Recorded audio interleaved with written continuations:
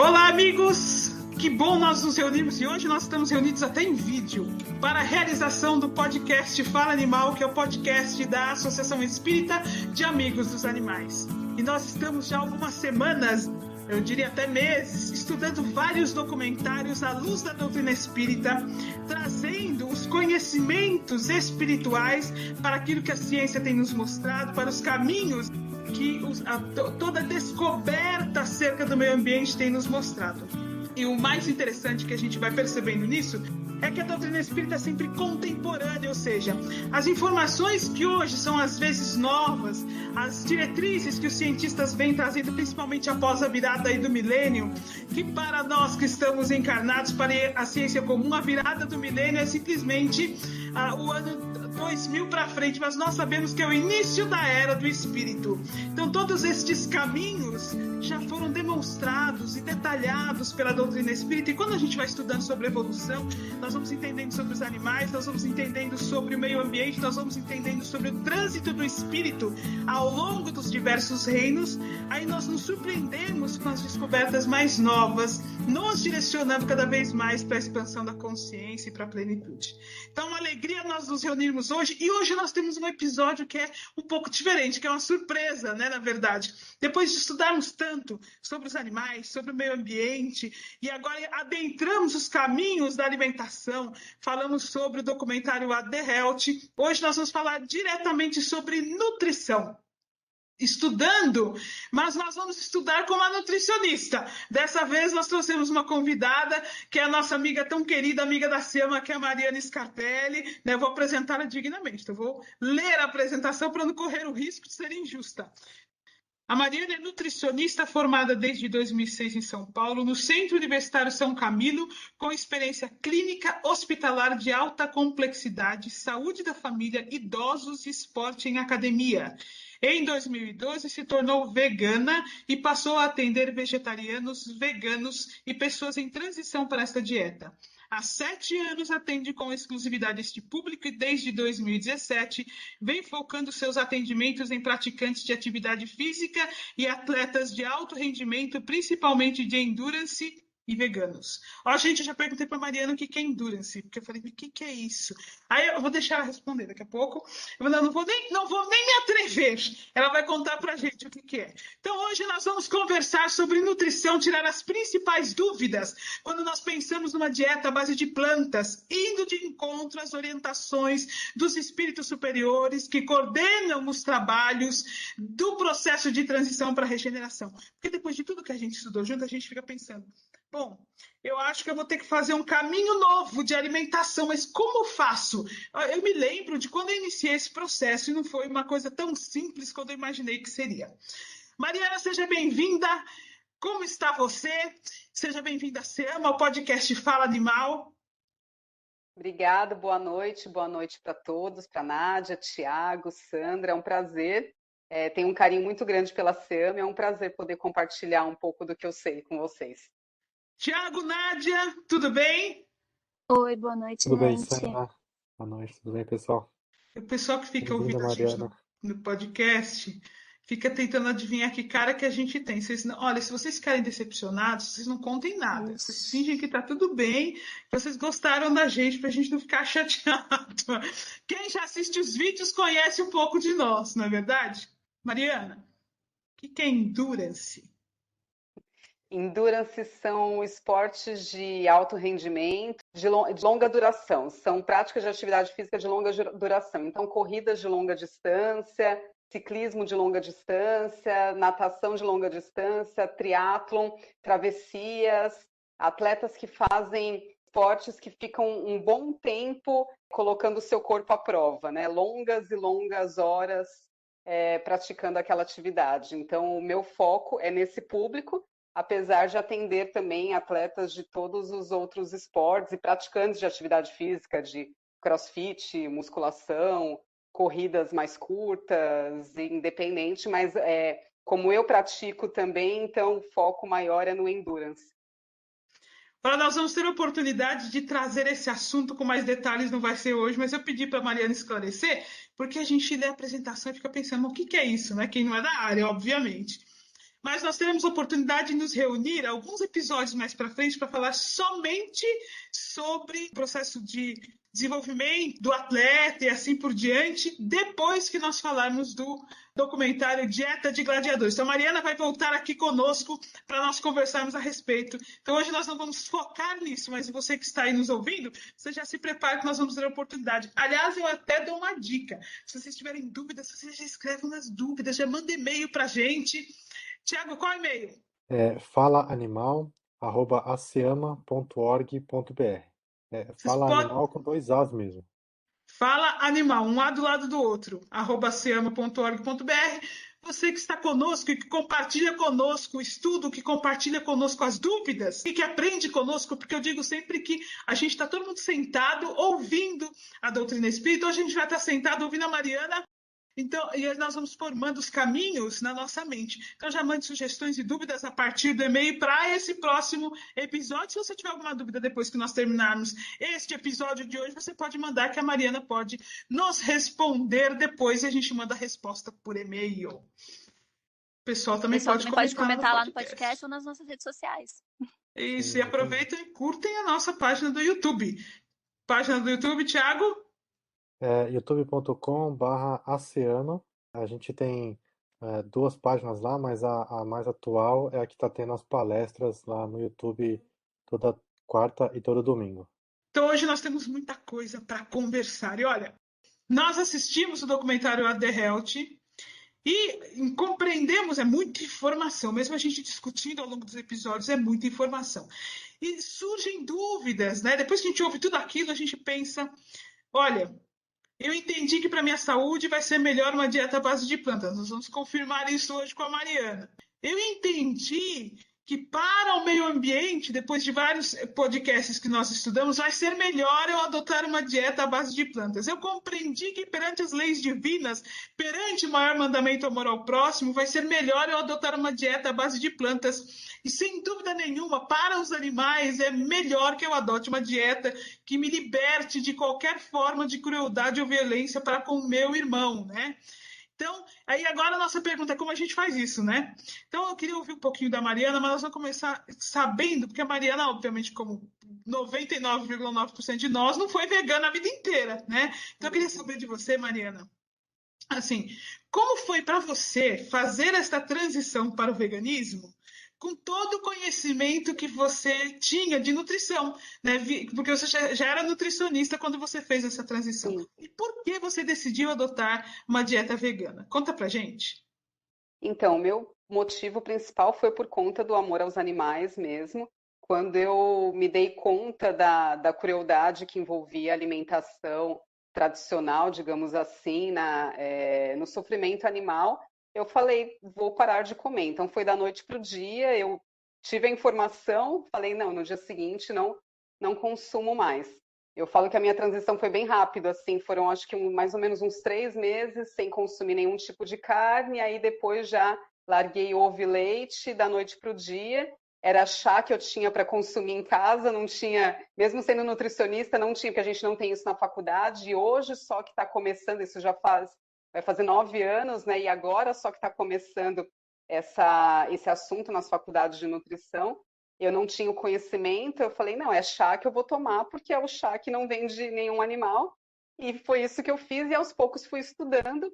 E, na verdade, assim, o fato de ser nutricionista me ajudou muito, porque o veganismo, na verdade, abriu um leque maior ainda da nutrição para mim. Eu estava num momento da minha carreira como nutricionista que eu estava um pouco desiludida mesmo, porque era meio que bater em pedra dura e não saía nada daquilo. Você via que não tinha muita evolução daquilo que eu estava orientando as pessoas, de verdade mesmo. E aí, com o veganismo, abriu um leque maior de possibilidades e eu vi que era possível mudar mesmo a condição de vida das pessoas por conta da alimentação. Além de, claro, estar contribuindo para algo muito maior, que era a questão dos animais, do planeta, porque aí foi abrindo uma imensidão de conhecimento na minha vida. E ser nutricionista me ajudou a isso, a aprofundar os estudos e ver que aquilo que eu sabia era pouco,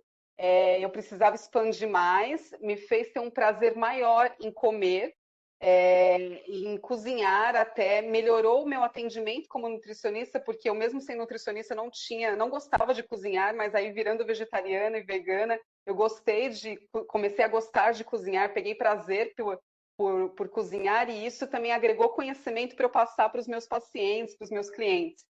Então, só ajudou, na verdade, mas o principal foi por conta dos animais mesmo, e eu aliei isso ao fato de ser nutricionista e casou muito bem, assim, porque aí eu vi que o que eu sabia antes era tudo errado, na verdade, que para mim, hoje, com o conhecimento que eu tenho, eu falo que a verdadeira nutrição é uma nutrição à base de plantas, não tem como ser diferente, assim, e eu peço sempre, todo dia, para que as minhas colegas, os meus colegas se abram para esse mundo também, porque é você sair de uma bolha que toda a faculdade mesmo, palestras que você vai, congressos, te colocam dentro daquilo, e quando você sai, se desvencilha disso, é um outro mundo.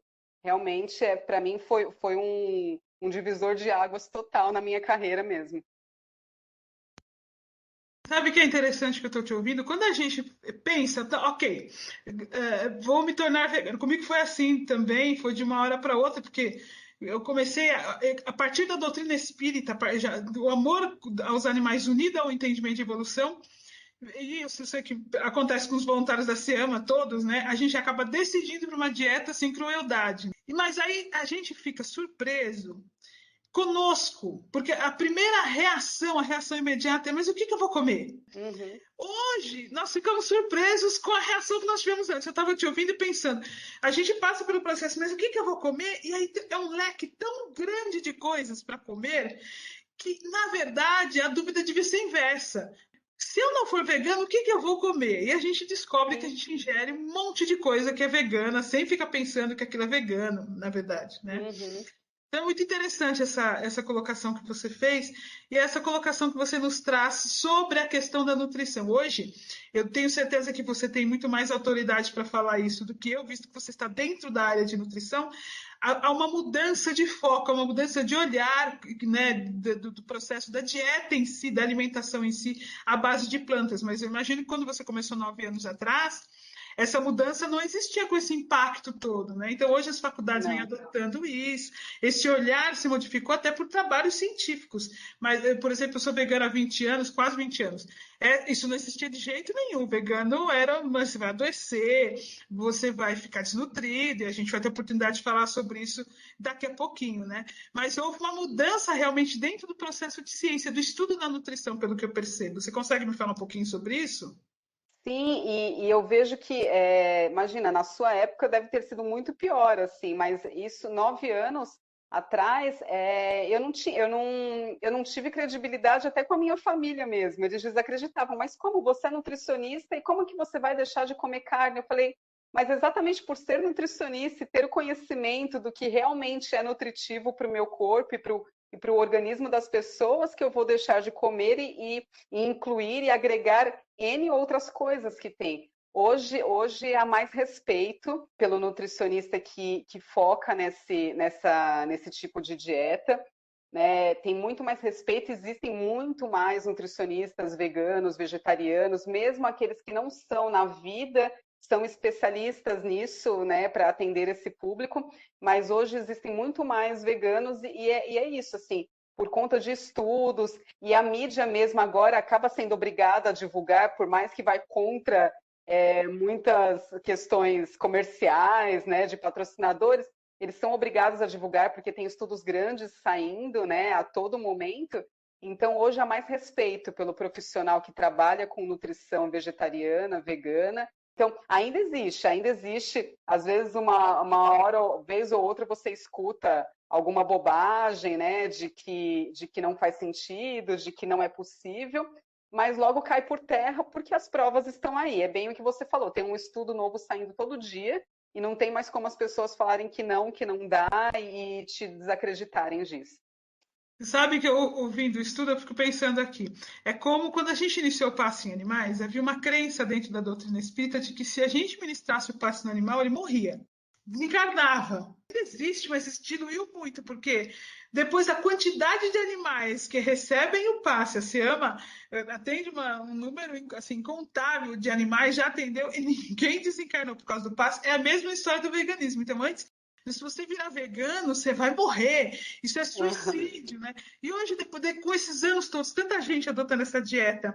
E aí, você falando aí dos atletas, e nós vamos ter oportunidade de falar mais para frente, pessoas que vão se demonstrando cada vez mais saudáveis a partir dessa dieta, isso vai caindo por terra. E agora vem se formando um novo pensamento que vai mais de acordo com o processo de evolução do espírito, que é o pensamento de que uma alimentação que não compactua com violência, com crueldade, ou seja, que compactua com amor, compaixão, piedade, obviamente ela está mais de acordo com as nossas necessidades corporais, com a nossa necessidade de nutrição, de alimentação. Isso tem muito mais lógica sob um olhar espírita e sob um olhar de um cientista, né? Quando você observa que, claro, como que uma dieta que compactua com tanto sofrimento, que vai trazer para o corpo esse alimento, esse resto de corpos e assim por diante, pode ser saudável para o corpo, né? Olha, gente, nos bastidores nós tivemos a oportunidade de conversar com a Mariana, conversei com ela essa semana, perguntando sobre as principais dúvidas que chegam no consultório dela e as dúvidas que nós ouvimos na SEAMA, né? As dúvidas que foram levantadas no documentário que nós assistimos, e é justamente sobre isso que nós vamos falar agora. Quem vai conversar agora com a Mariana um pouquinho é a Nádia, trazendo o início dessas dúvidas para a gente continuar batendo esse papo. Boa noite de novo a todos. Mariana, a gente teve a oportunidade de estudar, como a Sandra comentou, no filme What the Health, a respeito das proteínas. E proteína é uma coisa que todo mundo se preocupa muito, principalmente atletas. E a gente queria saber com você, é possível, base de uma dieta 100% de plantas, ter todas as proteínas que o corpo precisa? Como que funciona essa história da proteína numa dieta vegana? Do ponto de vista profissional seu, o que você pode nos dizer a respeito disso? Assim, foi criado esse mito porque associou-se muito a proteína à carne. As carnes e os produtos de origem animal, leite, ovos também, mas mais em si a carne. Porém, todos os alimentos, todos os vegetais possuem proteína. Mas a gente precisa focar em alguns vegetais específicos, que são as leguminosas, que são os feijões, os grupos dos feijões, né? Então, os feijões de todos os tipos, lentilha, ervilha, grão de bico, soja, fava, edamame, que não é muito ainda usado aqui no Brasil, mas se encontra já congelado em alguns mercados. Então, é esse grupo de alimentos que é a fonte principal de proteína numa dieta vegetariana e vegana. E, na verdade, a dieta à base de plantas ela é riquíssima em proteína. Por exemplo, um homem de 70 quilos que precisa de 2.000 calorias por dia. Um exemplo. Se ele alcança essa necessidade calórica diária, naturalmente ele vai ter proporcionalmente a quantidade proteica que ele precisa. Então, nem precisaria ficar se preocupando, claro, se ele come de maneira saudável e variada, né? Mas, assim, não precisaria ficar fazendo continha, porque naturalmente alcança a necessidade proteica. Mas as pessoas, como associam demais a carne, ficam com esse medo e com esse mito de que não existe proteína. E o que acontece? O animal, na verdade, ele vai na fonte primária, que são as plantas, os vegetais, para produzir proteína. Ele se alimenta dos aminoácidos que tem nas plantas, né, que são as partes menores da proteína. Os aminoácidos são como se fossem os tijolinhos que vão formar um bloco maior, a casa, né, que é a proteína. Os animais vão lá, fazem essa digestão, né, do alimento, quebra esses aminoácidos e formam as proteínas para formar músculo, né, principalmente, que forma a carne e que as pessoas vão se alimentar disso. É o que acontece com quem se alimenta à base de plantas. Nós vamos, que nem os animais, vamos direto na fonte dos aminoácidos. A gente ingere esses aminoácidos, os aminoácidos se reagrupam dentro do nosso corpo e formam as proteínas onde a gente precisa. Nos músculos, na pele, no cabelo, onde é necessário, nos órgãos, né? Então, não há por que ter um intermediário, usar os animais para isso. A gente pode ir direto na fonte, igual eles fazem. É mais saudável, tem menos gordura, tem menos aditivos, antibióticos, enfim. A gente vai direto na fonte e consegue a fonte de proteína bem tranquilo. E o que acontece também que a gente vê, onívoros, que são as pessoas que se alimentam de todo tipo de produtos, falamos assim, incluem os animais na alimentação, eles têm proporcionalmente, estatisticamente, uma maior ingestão de proteína. Na verdade, a gente precisa, o nosso corpo, de 10 a 15%, em média, de proteína relacionada à nossa necessidade diária. Os onívoros tendem a comer mais do que isso, e isso acaba não sendo saudável, porque proteína em excesso acaba virando gordura, acaba também se acumulando nos rins, no fígado, né? Acaba acontecendo uma sobrecarga desses órgãos e podem surgir patologias. Já os vegetarianos e veganos, eles têm naturalmente uma quantidade proteica dentro dessa faixa de 10 a 15%. Claro, algumas situações específicas, principalmente atletas, a gente precisa ajustar para colocar um pouquinho mais, mas é bem fácil de alcançar. Mas, em média, o vegetariano vegano é de 10 a 15%. Então, por isso também vegetarianos e veganos acabam tendo menores problemas relacionados à saúde, porque eles alcançam as necessidades proteicas necessárias mesmo. E não excedem isso, iguais os onívoros que acabam comendo mais e tem prejuízo da saúde. Mas, é claro, criou-se esse mito que precisa de carne para ter proteína, só que a carne acaba fazendo com que a pessoa coma mais proteína do que ela precisa também. Então, isso já é um problema adicional, além de todos os malefícios que vêm junto com a carne, né? É até interessante que a gente até teve a oportunidade de ver no filme que os maiores mamíferos, né, da natureza são todos herbívoros, né? Então é bem interessante da gente ver que quem tem medo de ter algum tipo de deficiência muscular é mentira, né? Uhum. Mas e a questão da anemia? Porque também tem muito essa questão de tipo, quem não come carne tem mais tendência a ficar anêmico. Mulher, principalmente, toda vez que eu vou numa nutricionista que não era vegana na época, logo que eu comecei, essa era a principal preocupação deles, da deficiência anêmica. Assim, o ferro vegetal, ele é diferente do ferro animal. Então, na carne, nós encontramos dois tipos de ferro, o ferro M e o ferro não M. A diferença é que o ferro não M, ele tem uma proteção que faz com que ele tenha uma maior dificuldade, digamos assim, de ser absorvido pelo nosso corpo. E o ferro M, ele não tem essa proteção. Mas, assim, 40% do ferro existente na carne é do ferro M, e 60% é o ferro não M, exatamente o ferro que tem nos vegetais fontes de ferro. Então, nos feijões, nas verduras verdes escuras, que são as principais fontes de ferro entre os vegetais. Então, se a gente comer carne, a gente está comendo 60% de ferro igual ao ferro que a gente encontra nos vegetais. Isso, proporcionalmente, quando a gente faz a conta final, você acaba absorvendo muito mais ferro dos vegetais do que o ferro animal, porque a carne já tem menos ferro desse tipo animal. Mas as pessoas acham que a carne tem mais ferro do que os vegetais. A única coisa que a gente precisa do ferro vegetal por ele ter essa proteção, a gente precisa quebrar essa proteção para ele ser melhor aproveitado pelo nosso organismo. A gente precisa de uma ajudinha da vitamina C. A vitamina C, ela é um ajudante para absorver esse ferro no nosso corpo. Então, o que a gente sempre recomenda em todas as orientações, próximo às refeições principais ou junto da refeição principal, principalmente almoço e jantar, onde a gente consome a maior quantidade de alimentos, fontes de ferro, que são os feijões e as verduras de cor escura, né, verde escura, temperar a salada com limão, ou consumir depois, chupar uma laranja, consumir uma água com limão, por exemplo, uma fatia de abacaxi, alguma fruta, fonte de vitamina C que vai ajudar a absorver o ferro desses alimentos. E assim, os estudos mostram também que onívoros têm muito mais anemia proporcionalmente do que os veganos.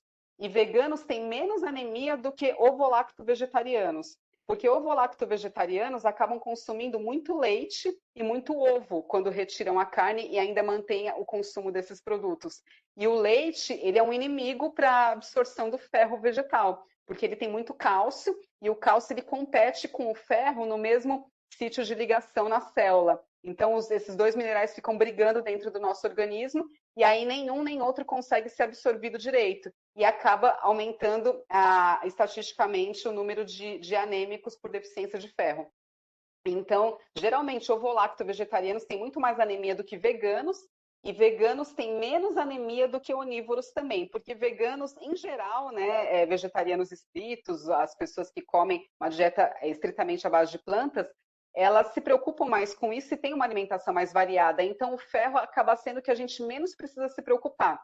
Mas as pessoas que não têm o conhecimento acabam se preocupando por falta de conhecimento mesmo disso. Mas a gente tem ferro em abundância e é fácil de absorver ele no nosso organismo pelos vegetais. No começo eu lembro que a minha nutricionista ela falava, tem que chupar uma laranja depois do almoço. Eu só achava que ela queria que eu comesse uma sobremesa saudável na época. Não, faz Mas sentido depois mesmo, eu fui ela estava entender, certa. depois eu fui entender que era a questão do ferro para ajudar a absorção. Só uma observação, eu dou sangue regularmente, não tenho problemas para doar sangue na questão do ferro, sempre passo nos meus testes. Então, até eu estou há 6 anos vegana e nunca tive problema com anemias, assim, só para dar um depoimento aqui. Sim. Eu queria te perguntar uma coisa, aproveitando as dúvidas aí que a Nádia nos trouxe, que é em relação à mulher grávida, ou seja, a gestante. É possível você ser gestante e ser vegana? Então, essa é uma dúvida muito comum. Eu engravidei, agora eu preciso mudar minha alimentação, voltar a comer carne, porque senão eu posso ficar anêmica e o bebê pode não crescer como deveria, o cérebro não se desenvolver como deveria. Você consegue falar um pouco a respeito disso pra gente? Sim, primeiro falar que assim, a dieta vegetariana estrita, à base de plantas, ela pode ser aderida por qualquer pessoa, desde a criança, desde o neonato, criança, adulto, idoso, atleta, inclusive gestantes. Então, a gestante pode e deve aderir a esse tipo de dieta ou continuar com a dieta que já fazia, se já era uma dieta vegana, porque ela vai ter uma gestação muito mais saudável. Se ela já era uma gestante que seguia uma alimentação vegetariana estrita, equilibrada, com todos os nutrientes necessários, também não adianta comer junk food vegano, né? E falar que está tudo certo. Mas comer uma alimentação balanceada, estritamente vegetal, ela pode e deve continuar. A tendência é de que o bebê nasça ainda mais saudável, porque ela tem menor risco de desenvolver uma diabetes gestacional, de aumentar o peso acima do recomendado nessa gestação. O bebê tende a nascer forte, é só mesmo cuidar como toda gestante tem que cuidar da alimentação, então não há empecilho nenhum com relação a isso. Eu tenho pacientes que são gestantes, que começaram comigo sem ser gestantes e ficaram gestantes durante o nosso atendimento, acompanho elas e é uma gestação super saudável. Acompanhei já gestantes que o bebê nasceu e nunca vi bebês tão saudáveis em comparação a bebês onívoros que eu já conheci até na minha família mesmo, crianças obesas, né, que comem de tudo, porque naturalmente a mãe vegetariana, vegana, acaba oferecendo alimentos mais saudáveis para o seu filho. Então é muito interessante isso, é meio que não condiz com o que as pessoas falam. Eu acho engraçado, as pessoas se preocupam com um bebê vegetariano vegano que come muitas frutas, verduras, naturalmente ele acaba desenvolvendo paladar para esses alimentos porque é o que a família come, mas não se preocupa com o bebê onívoro que a família enche de doce logo cedo, desde de criança já dá refrigerante, chocolate. Então aí não tem problema, mas se a criança é vegetariana, nossa, não vai comer carne, aí o problema é que não come carne. Mas ela comer chocolate, doces em geral, né, bala, pirulito, isso não tem problema nenhum, desde que coma carne. Então, assim, não tem empecilho nenhum para a gestante, nem para os bebês, claro, depois de serem amamentados e poder introduzir alimentação, pode ser já uma alimentação vegana a partir do 6º mês, sem problema nenhum. Começar a assistir uma geração que já está vindo, né? Uma geração de crianças assim veganas que vão se tornar adultos veganos, ou seja, uma construção de uma nova geração que vai vivenciar muito mais essa estrutura de pensamento e definitivamente romper um paradigma mesmo. Sim. Então, meus amigos, nós temos mais dúvidas, nós temos mais coisas para perguntar para a Mariana e quem vai fazer essas perguntas agora é o Tiago. Tem dúvidas aí que muito comum, quando o pessoal chega para a gente na SEMA, mas e... Então agora vamos descobrir o mas e que resposta que a Mariana pode nos dar. Bom, é verdade. Temos bastante dúvidas que o pessoal chega aqui para a gente na SEAMA. Uma delas, Mariana, diz respeito à vitamina B12. Eu sei, a gente sabe também que no seu consultório deve ser bastante comum, né, essa questão da vitamina B12, porque é também um dos mitos que o pessoal comenta aí referente à alimentação vegana. E o que que você pode esclarecer para nós, por favor, aí com relação a isso? Nós precisamos suplementar? Como nós podemos suplementar? Como é que funciona a questão da vitamina B12? Assim, a dieta vegetariana estrita, ela é completa em todos os nutrientes. O único que falta nela é a vitamina B12. E aí as pessoas falam, então não é uma alimentação legal e completa por causa disso, porque falta a B12. Porém, a gente encontra muitos onívoros com deficiência de vitamina B12. Hoje a proporção é quase 50-50, né? Então não tem muita diferença. Já atendi, quando eu atendia onívoros, quando eu trabalhava com a população em geral, a maioria tinha deficiência de B12 porque é uma vitamina muito particular. E o fato de você comer carne, ovos e leite não vai te garantir a quantidade necessária de vitamina B12 e acaba dando deficiência no exame mesmo. É que acontece que a população onívora não faz exame de vitamina B12 de dosagem, porque não se preocupa com isso, os médicos não se preocupam, não estão acostumados a pedir esse exame, então acaba não vendo muito essa deficiência entre os onívoros. Como quando a pessoa é vegetariana vegana, já pede para o médico, pede o exame de B12 também, que eu preciso saber como está a minha B12. Então, acabam achando que os vegetarianos é que têm mais deficiência do que os onívoros de B12. Enfim, a vitamina B12, ela acabou não existindo mais na natureza porque a gente tem que viver num ambiente mais estéril. A gente precisa esterilizar os nossos alimentos, precisamos higienizar os alimentos que a gente consome. A gente não pode comprar uma fruta, verdura e comer direto sem lavar, porque a gente está sujeito a ter contaminação por outros parasitas. E também não seria garantia que ia ter B12 ali, porque hoje a gente também tem, a produção é diferente, então o solo é muito manejado, né? Já é mexido, o solo onde aquele alimento é plantado, mesmo uma produção orgânica, então não se garante que tem B12 ali. Então, a B12 é uma vitamina produzida por bactérias, então ela não é de origem animal. O que acontece é que os animais, eles têm B12 nos músculos e nas suas secreções, que é no ovo e no leite, porque eles são suplementados na indústria para ter essa vitamina também, porque a alimentação deles não também supre a necessidade que eles têm da vitamina no organismo.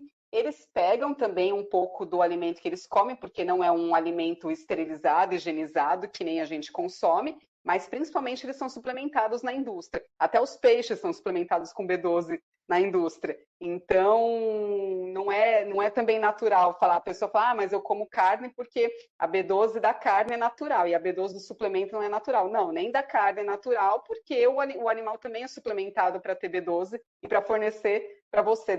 É a mesma coisa terceirizando, igual a gente falou das proteínas, também terceiriza a B12 através dos animais, então não tem necessidade. E os animais também conseguem absorver um pouco de B12 que eles produzem no próprio organismo deles, porque a gente produz B12 no bolo fecal. As bactérias das nossas fezes, né, do bolo fecal, elas produzem B12. Mas no nosso organismo, no organismo humano, é numa porção mais baixa da onde a vitamina é absorvida. Então a gente acaba eliminando essas bactérias produtoras de B12 junto com as nossas fezes. Os animais, eles conseguem absorver, então eles também têm uma absorção dali dessa própria produção. Por isso que eles acabam tendo maior quantidade também de B12. Nós não temos essa capacidade, então a gente precisa pegar B12 de origem externa.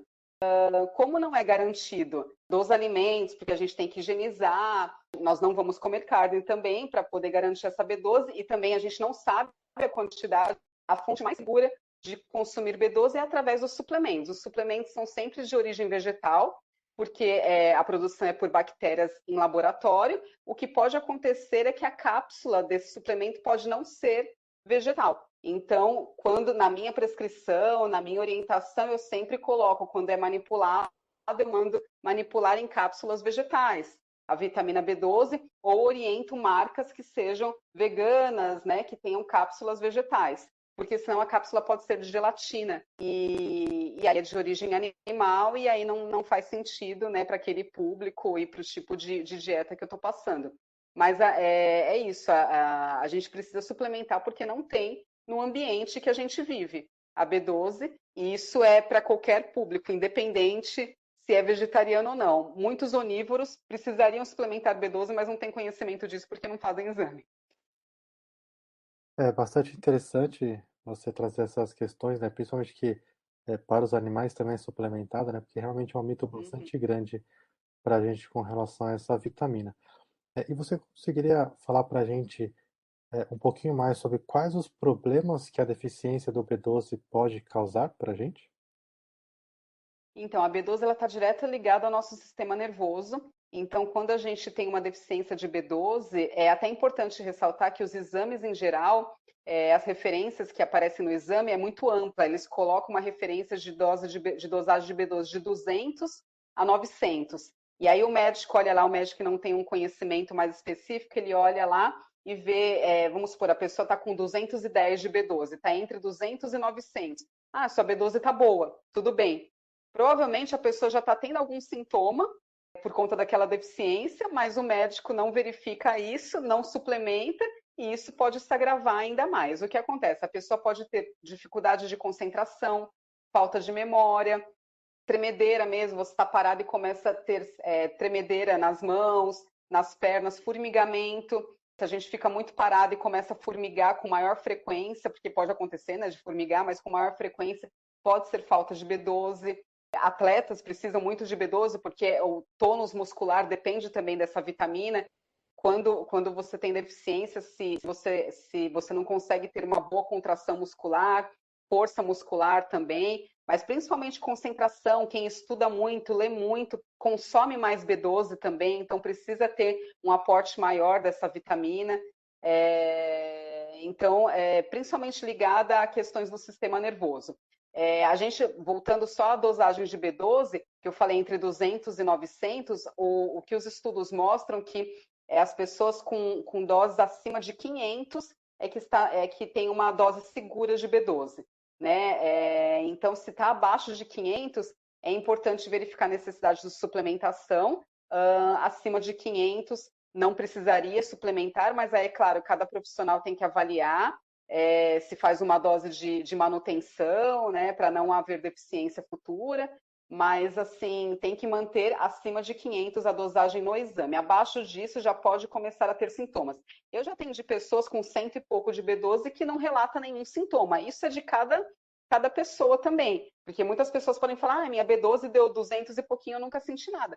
Tá, ok, pode acontecer, mas você está num quadro crítico que pode vir a ter problemas, né? Ou não sentia nada e a partir do momento que começa a suplementar e aumenta essa dosagem de B12, fala, nossa, eu achava que não tinha, mas como melhorou minha concentração, como agora eu estou me lembrando melhor das coisas, como eu estou conseguindo estudar com maior qualidade, estou conseguindo ler mais, me concentrar mais. As pessoas às vezes não percebiam que estavam com algum problema e acabam percebendo isso depois que melhora com a suplementação. Já aconteceu isso também. Mas, na verdade, é muito amplo essa referência que dá nos exames, precisa estar acima de 500. Se o médico falar que está normal abaixo de 500, é porque realmente ele não tem conhecimento, porque isso foi baseado em estudos. Os estudos mostram que as pessoas acima de 500 não tiveram sintomas, abaixo de 500 começaram a ter sintomas, mas como também encontraram muitas pessoas que entre 200 e 900 não tinham sintomas nenhum, eles colocaram essa referência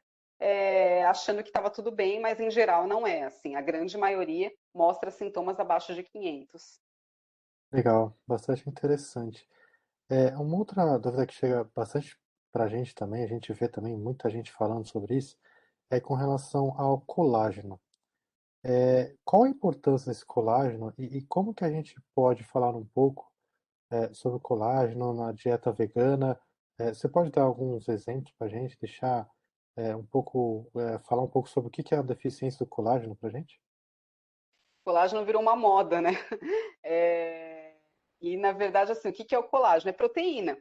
Se você tem um aporte suficiente de proteína, você tem produção de colágeno. Colágeno da mesma forma que eu expliquei das proteínas, é uma junção de aminoácidos que vão formar o colágeno, que vai para a sua pele, para a cartilagem, né? As pessoas se preocupam mais com a pele, mas ele está na pele, na cartilagem, no cabelo. Então, assim, o colágeno é proteína. Então, se você tem uma alimentação rica em proteínas, né, alcançando as suas necessidades proteicas diárias, principalmente também rica em antioxidantes, vitamina C, que ajuda na produção também desse colágeno, você não tem necessidade de suplementar. O que acontece? Quando a gente suplementa colágeno, o colágeno é uma proteína, assim como todas as proteínas, como eu falei anteriormente, ela vai ser digerida pelo nosso corpo, vai ser quebrada em aminoácidos, que são as partes menores da proteína, e aí o nosso corpo, ele não existe essa inteligência, ele é muito inteligente, mas não nesse sentido, ele não vai entender, nossa, tomou cápsulas de colágeno, então esses aminoácidos aí que são da cápsula de colágeno vão para a sua pele. Não, eles vão virar aminoácidos, assim como todos os outros aminoácidos das outras fontes proteicas que você consome, e aí ele vai para onde precisa, não necessariamente para a sua pele. Se é o seu músculo do coração que está precisando mais naquele momento, vai para o músculo do coração. Se é a sua unha que está precisando, vai para a sua unha. Se é o músculo da perna que está precisando, vai para o músculo da perna. Não vai necessariamente para a sua pele. Então, não significa você tomar colágeno, o cabelo vai ficar bonito, a pele vai ficar mais durinha, vai diminuir as rugas. Não é garantia nenhuma. Você precisa, na verdade, ter uma alimentação saudável para poder ter o aporte necessário de proteínas e manter a produção adequada dos tipos de proteína que o nosso corpo precisa. Hoje até a gente encontra muitos colágenos vegetais, né? Que a indústria vende assim. O que é esse colágeno vegetal? É uma junção dos nutrientes que dentro do nosso corpo vai formar a proteína colágeno. Tem muitos pacientes que me perguntam, eu posso tomar esse colágeno vegetal porque aquela é a indústria do colágeno, já que tem o vegetal, então eu vou tomar o vegetal. Aí, a maioria eu falo, porque você está fazendo a orientação, está seguindo o plano alimentar direitinho, eu falo, não, você está com uma alimentação balanceada, saudável, você está ingerindo todos os nutrientes que você precisa. Para que você vai tomar uma proteína a mais, sendo que você não precisa, vai gastar um dinheiro a mais? Eu prefiro que você invista esse dinheiro em frutas, verduras, legumes, castanhas, sementes, e não fica comprando um pozinho a mais, sendo que você não precisa. Né, não tem necessidade. Então, são casos específicos, se for uma situação, sei lá, pode até ser de um atleta, ou uma pessoa que está passando por uma situação clínica específica, né, uma doença, aí a gente pode pensar em agregar alguma suplementação ou esse tipo de colocar nutrientes a mais, né? Mas, em geral, não precisa. Então, colágeno é isso, é uma proteína que a gente ingere e vira outras proteínas que a gente precisa para o nosso corpo. E é tudo marketing. Ninguém precisa de colágeno pronto já, só precisa comer direito. É uma boa observação mesmo, né? Eu estou ouvindo você e pensando como nós, sem perceber, por falta de conhecimento, nós podemos ser manipulados, né? E assim, essa história do colágeno, talvez até com você já tenha tido a oportunidade de conversar, eu já fui paciente da Mariana, quem não sabe, fui um bom tempo paciente da Mariana, e é justamente isso, a gente ingere o colágeno, quem disse que aqueles aminoácidos vão ser usados porque a gente está pensando que vai ser usado, né? Então, o conhecimento, a informação é uma fonte muito importante. Quando nós pensamos na alimentação, nas suplementações que nós fazemos, nós temos que pensar que nós estamos ingerindo determinados produtos que vão ser quebrados e vão se tornar nutrientes que vão ter depois um impacto a nível celular. Então, entender esse processo é muito importante para a gente pensar que tipo de alimento, ou seja, que tipo de energia eu quero colocar no meu corpo, porque essa energia vai se tornar microesferas energéticas que vão penetrar na minha célula, inclusive vão ter um efeito sobre o meu código genético. Então, tudo isso nós precisamos pensar, é uma forma de raciocínio que nós não estamos acostumados a ter, e um profissional como você nos ajuda a ter, e eu acho mesmo que no futuro nós podemos assim, ter na escola, por exemplo, algum embasamento de nutrição, que a gente herda a maneira como a gente faz a nutrição. Então, minha avó fazia assim, minha mãe fazia assim, eu faço assim. Né? E hoje nós temos conhecimento suficiente para não necessariamente herdarmos, mas para nós fazermos um caminho que esteja mais condizente com esse conhecimento. Sim. Só falar, hoje a indústria também lançou um colágeno Verisol. Talvez vocês já devem ter ouvido falar. Esse colágeno, ele vem com a promessa de que ele ajuda o nosso corpo a ter memória e reconhecer esse colágeno que é ingerido. Então, alguns estudos mostram que parte desse colágeno ingerido, ele vai mais para a pele do que os outros comuns. Mas também não é garantido. Então, só para fazer esse adendo, é que nem por esse colágeno se deixe enganar. mas a indústria vende isso, que esse daí ele é melhor absorvido pela pele do que os outros. É um colágeno, digamos, que ele já vem com chipzinhos de memória aí para o organismo, mas assim, não, é para vender também. Então, não faz sentido. Outra coisa, a gente trabalha muito na nutrição, eu até venho trabalhando com isso, com atenção plena ao comer, que está muito ligado a isso mesmo que você falou, Sandra, da gente ter maior consciência da nutrição do nosso corpo, então, daquilo que a gente está ingerindo. Então, apreciar a comida e entender cada nutriente que está ali e a cada garfada, comer com tranquilidade, com atenção plena, para você ter consciência de que cada garfada está nutrindo cada cantinho do nosso corpo e cada célula mesmo. E quando a gente começa a trabalhar a cabeça com isso, você passa a escolher melhor também os alimentos que você come, ao invés de consumir alimentos que não são saudáveis para o seu corpo. Vamos supor, você vai tomar um suco de frutas ou um refrigerante. Aí você vai pensar, não, o suco de fruta ele tem vitamina, ele tem minerais, ele tem um pouco de fibra, dependendo, se não for coado, tal, ele vai me nutrir cada célula que precisa desses nutrientes, né, desses alimentos. Já o refrigerante, ele não vai me nutrir dessa forma, ele tem muita química. Então, pensando de maneira mais consciente, você vai escolher sempre o alimento mais saudável. Então, é uma forma também e que a nutrição vem trabalhando muito, e eu tenho aplicado muito isso com os pacientes, o comer de maneira mais plena, de maneira mais consciente, para ajudar também, mesmo em questões de obesidade, distúrbios alimentares, vem ajudando muito isso, porque faz a pessoa escolher melhor os alimentos naturalmente por ter essa consciência da nutrição celular. Bom, eu acabei estudando muita nutrição, né, por conta da minha alimentação e tudo. Como a gente aprende, né? Como a gente não sabe nada. A gente não sabe nada, gente. É impressionante. Meus amigos, nós vamos indo para a última parte do nosso podcast de hoje. Só um comentário aqui à parte, tá sendo realmente uma aula aqui esse podcast. Tá doido, é muita informação, Muito muito legal. importante. Mas esse negócio de aprender, eu aprendo todo dia, assim, e sai coisas novas todo dia, né? Não... Eu falo, nossa, mas esse alimento novo, descobrem plantas novas, frutas novas, ou um nutriente novo de frutas já conhecidas, mas que ninguém sabia, e aí vai você estudar o que aquele nutriente faz no corpo, porque provavelmente vai vir alguém te perguntar sobre aquilo, ou vai ser interessante você começar a usar, né, para determinada função que aquele paciente específico precisa. Então, assim, aprender, até porque a gente não sabe nada, né, do que tem disponível de alimentos por aí, né? Tem muita coisa ainda, né? Plantas que a gente não conhece, as plantas no meio dessa floresta desconhecida ainda, então tem muita coisa para a gente aprender ainda. É verdade. Tenho certeza que você que está aí nos ouvindo também está aprendendo, suprindo dúvidas. E aí é uma coisa engraçada, porque conforme ela vai falando, ela responde dúvidas que a gente nem sabia que a gente tinha, e ela fala, a gente descobre que a gente tinha dúvida. Isso aconteceu comigo, aconteceu com o Thiago, aconteceu com a Nádia. Eu falei, nossa, eu nem sabia que eu tinha essa dúvida. A Mariana falou, mas eu tinha essa dúvida. Eu tenho certeza que isso está acontecendo com você também, que está aí nos ouvindo. Vamos lá dar continuidade. Mariana, você pode nos falar resumidamente por que a dieta vegana ou a dieta à base de plantas é melhor para a saúde? Porque é uma dieta rica em antioxidantes, principalmente. Esses antioxidantes fazem com que as nossas células fiquem mais saudáveis.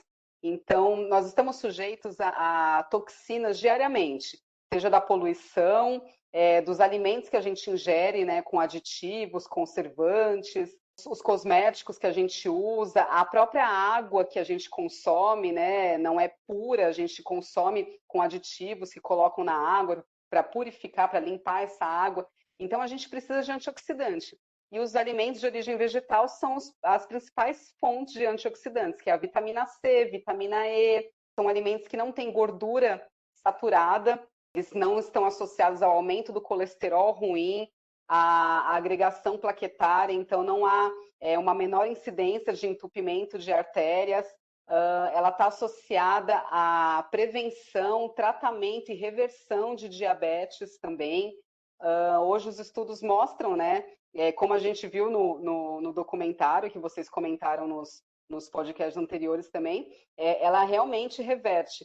Em geral mesmo, as pessoas elas adoecem menos. A gente vive de um mal hoje na sociedade que o principal são as doenças associadas à má alimentação. E a dieta vegetariana estrita, à base de plantas integral, né? Então, livres de refinados, o mínimo de alimentos processados, rica em frutas, verduras, legumes, o mais integral que ela puder ser, ela está associada a um maior controle do peso também, e a obesidade a gente sabe que está associada a todos os outros riscos de doenças cardiovasculares, diabetes, hipertensão.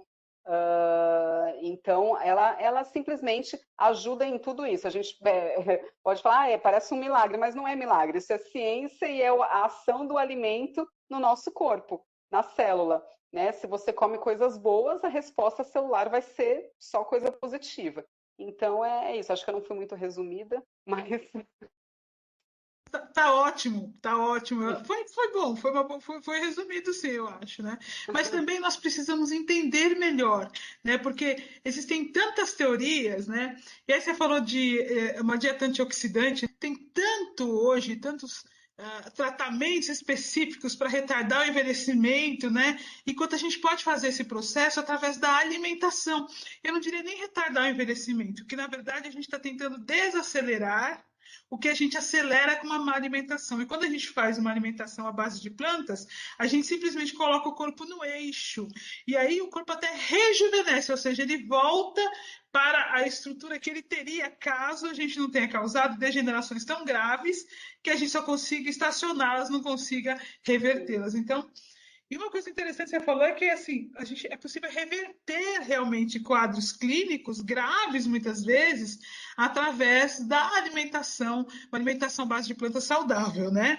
Que é o que você falou, realmente rica em plantas, em integrais, etc. Então, isso e é interessante que você traz essa experiência clínica que você vê, né? Que está além dos livros que a gente fala, do que a gente estuda, que é o seu dia a dia, o seu cotidiano, né? Agora, é muito comum, eu sei que tem várias pessoas que estão nos ouvindo, tá pensando assim, meu Deus, mas como que eu vou fazer isso? Né? Existe um mito sobre a dificuldade que vai ser, né? As pessoas a gente já para pensar, e agora? Como é que vai ser? Será que eu vou dar conta, né? Então eu queria saber se você tem alguma dica que você possa dar para o pessoal para fazer essa transição e quais são as maiores dificuldades que você vê no seu cotidiano, no consultório, desse processo de transição de uma dieta onívora para uma dieta à base de plantas. Tá.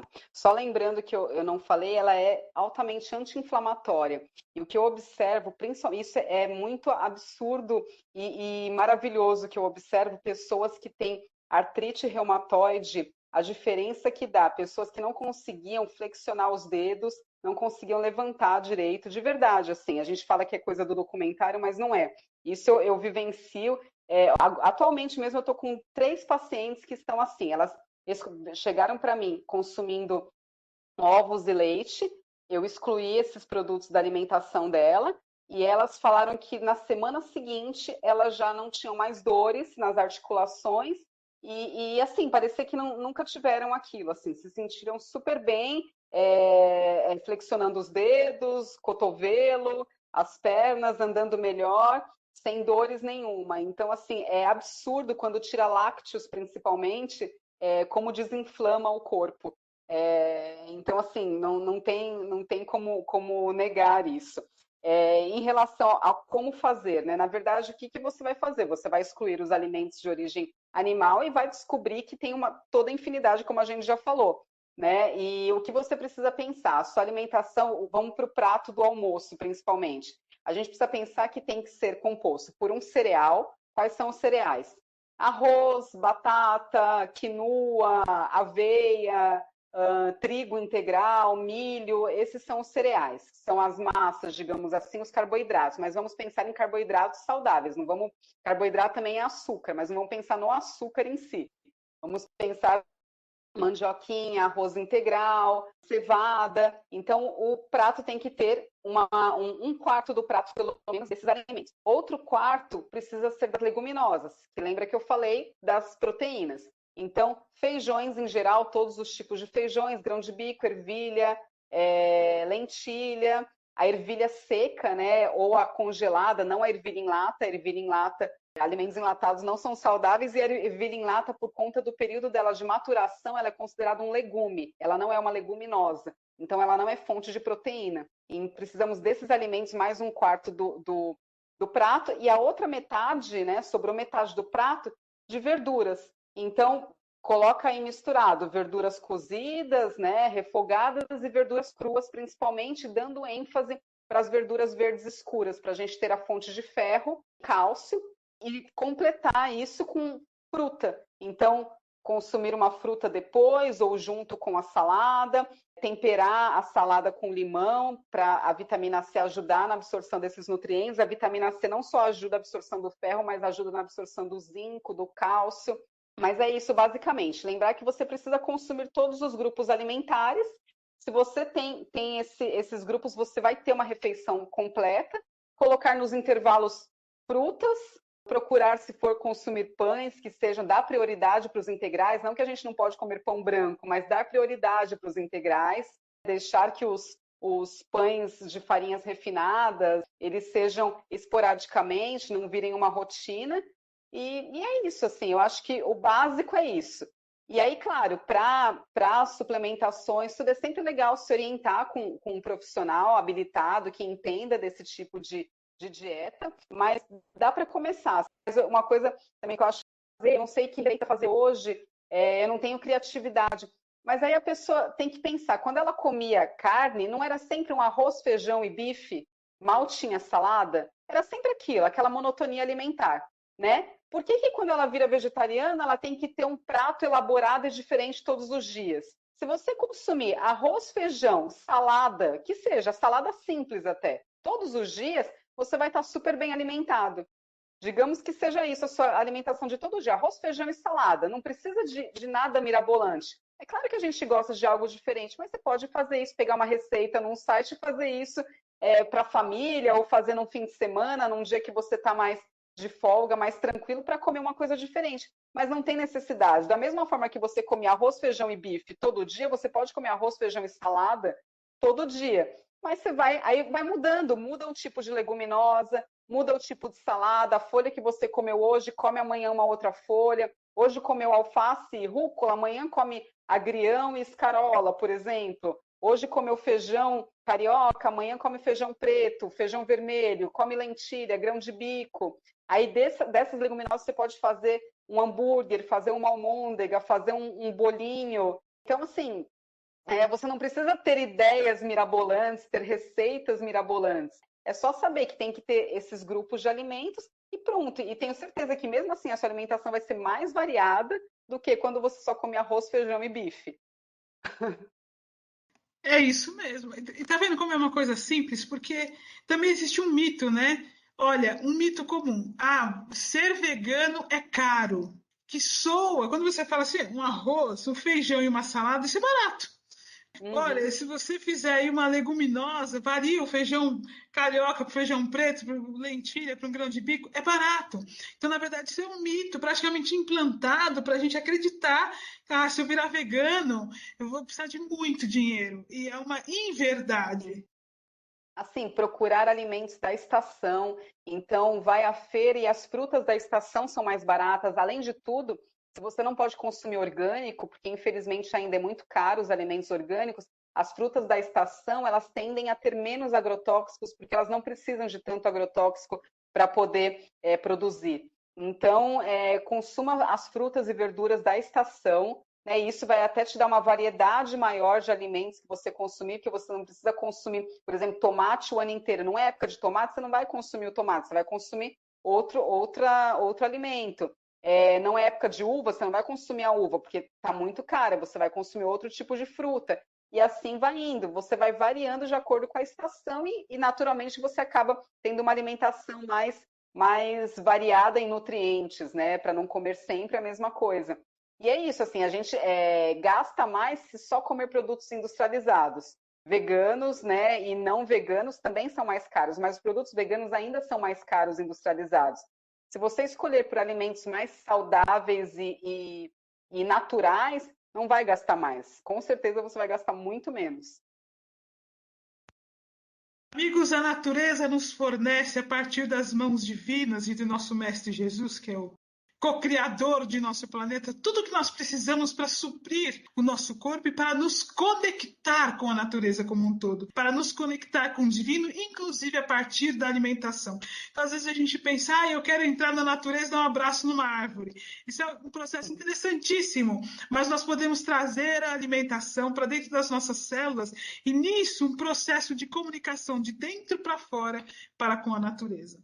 Tenho certeza que você que está aí nos ouvindo tenha muito mais dúvidas. A gente também, à medida que a Mariana foi falando, tem um monte de coisa na nossa cabeça. Mas o nosso tempo é limitado, nós teremos a oportunidade de estar com a Mariana em outro episódio. E olha, Mariana, eu não sei nem como lhe agradecer em nome da SIAMA, em nome dos animais e em nome da doutrina espírita, esta contribuição tão valiosa, tão luminosa para os caminhos de evolução de cada um de nós e para os caminhos de evolução do planeta. Muitíssimo obrigado, suas considerações finais. Eu que agradeço, quanto mais eu puder contribuir para que as pessoas deixem de comer os animais e tenham uma alimentação mais saudável, adoeçam menos, tenham essa consciência, é um prazer enorme que eu tenho e é uma alegria. Eu falo que hoje é a minha missão mesmo. Eu virei vegana e sendo nutricionista para isso, para poder conseguir modificar a alimentação das pessoas em prol mesmo de um mundo melhor em geral e principalmente para os animais. Eu agradeço muito e espero ter tirado grande parte das dúvidas de vocês. Os estudos foram evoluindo desde a época quando foi feito, Kardec fez o Evangelho segundo o Espiritismo, que traz realmente esses ensinamentos, esses entendimentos maiores do que está escrito lá. Porque lá naquela época, o estudo realmente sobre a nutrição, sobre o corpo humano, sobre os nutrientes de cada alimento, nós não tínhamos isso. E hoje, o que a Mariana nos trouxe é a gama desses estudos, né? Que são capazes realmente de fazer com que a gente entenda que, por exemplo, um colágeno é uma proteína que a gente tem como suplementar na própria alimentação natural, como diversos outros tipos e grupos de alimentação pode trazer para a gente e fazer com que o nosso corpo realmente se nutra efetivamente do que é necessário, fazendo com que a gente tenha uma qualidade de vida muito maior, uma recuperação, um rejuvenescimento muito maior das nossas células. Que a Mariana estava falando que as pessoas ficam menos doentes, né, com a nutrição, mas na verdade tem muito vegano também que se cobre, muita família de vegano que cobra os veganos quando eles se tornam veganos para ser tipo super-homens, tipo, não pode ficar doente, mas você tem uma nutrição, uma alimentação que você diz que é extremamente saudável, por que você ficou doente, né? Mas as pessoas não levam em consideração nervosismo, ansiedade, todo o fator emocional das pessoas, falta de exercício e etc. Acho que as pessoas têm que ter a consciência de que vegano é um ser humano como qualquer outro. Exato. E fica doente. E nem as pessoas perguntam, né? Devem perguntar para vocês, mas você toma remédio, é testado em animais, tal. Se for necessário, a gente toma, mas eu garanto que a gente toma bem menos do que a grande maioria das pessoas, porque a gente come de maneira mais saudável. Então fica menos doente, mas não que não fica. Que nem a história da Covid, por exemplo, né? Eu vi vários veganos falando que vegano não pegava Covid. Eu falei, gente, pelo amor de Deus, não pode falar isso, porque isso vai fazer com que pessoas saiam por aí sem se proteger, né? Achando que porque é vegano é um super-herói. E não é isso. Vegano pega Covid como qualquer outra pessoa. O que os estudos, até aquele estudo recente que saiu, mostram que os veganos eles têm uma tendência a se recuperar melhor ou a não desenvolver a forma grave da doença. Mas vegano também morre de Covid, como morre de outras doenças. Vegano também desenvolve câncer, mas a incidência é menor por conta da alimentação. Então é isso, a pessoa tem que ter consciência disso. E acho que tem cobrança, na minha família tem, agora não, né? Porque as pessoas respeitam mais, mas todo mundo tem esse tipo de cobrança, que você é vegano, então não pode ficar doente. O que não observa, né, que eles que não são veganos estão sempre doentes. É diferente do vegano, que de vez em quando está doente, eles estão sempre doentes, né? Seja com gripe, com diabetes, colesterol alterado, tudo isso, né? Hoje existe um conceito de que é tão comum as alergias, as asmas, as bronquites, o colesterol alto, triglicérides altos, que virou ser normal. Então as pessoas nem consideram que elas estão doentes. Nós deixamos de considerar que estamos doentes quando apresentamos essas situações, porque o índice é tão alto que virou normal, o que é uma loucura. Eu tenho certeza que nós vamos testemunhar em algumas décadas como isso se modificou, e aí nós vamos dizer, nossa, a gente achava que aquilo era normal, e não era normal, Uhum. efetivamente. Eu queria só, para a gente indo para o encerramento, dizer que vegano é um espírito encarnado. E como um espírito encarnado, ele tem suas provas, seus processos expiatórios, ele vai desencarnar um dia. O corpo físico do vegano ele não é um corpo imortal, mas nos cabe, pelas leis divinas, preservar o corpo da melhor maneira que nós podemos, de forma que ele sirva realmente como um instrumento de evolução. E as nossas células, como espíritos em estágio inicial de evolução, também dependem de nossas escolhas, inclusive alimentares, para que o processo reencarnatório deste espírito ainda inconsciente possa ser a melhor experiência possível no desenvolvimento da microconsciência que ele está se formando, daquela psique que ele está no processo de inconsciência. Mas, meus amigos, nós vamos indo para o encerramento do nosso podcast. Agradecendo novamente a Mariana, a você que está conosco e deixando aqui um abraço fraterno de todos os voluntários da SEAMA e até a semana que vem.